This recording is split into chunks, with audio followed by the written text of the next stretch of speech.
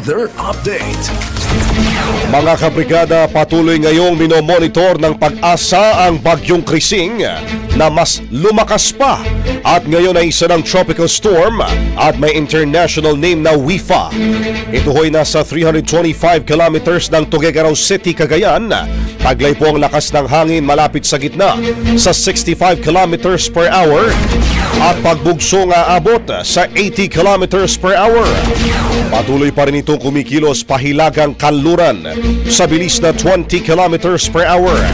Dahil po sa epekto ng dalawang weather systems, asahan pa rin ang malalakas na buhos ng ulan sa Cagayan, Isabela, Apayao at Ilocos Norte.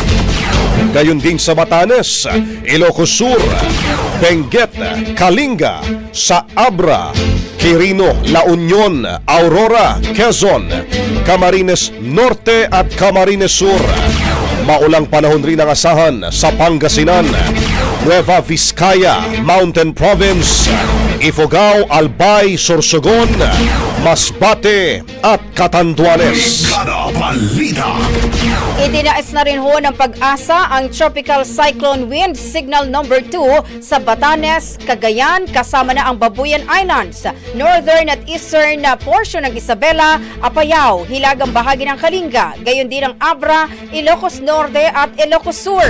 Habang signal number 1 naman sa nalalabing bahagi ng Isabela, Quirino, Nueva Vizcaya, nalalabing bahagi ng Kalinga, Mountain Province, Ifugao, nalalabing bahagi ng Abra, Benguet, nalalabing bahagi ng Ilocos Sur, La Union, northern portion ng Pangasinan, northern portion ng Aurora, at signal number 1 din sa northeastern portion ng Nueva Ecija, Polillo Islands, Camarines Norte, northeastern portion ng Camarines Sur, Catanduanes at northeastern portion ng Camarines Norte.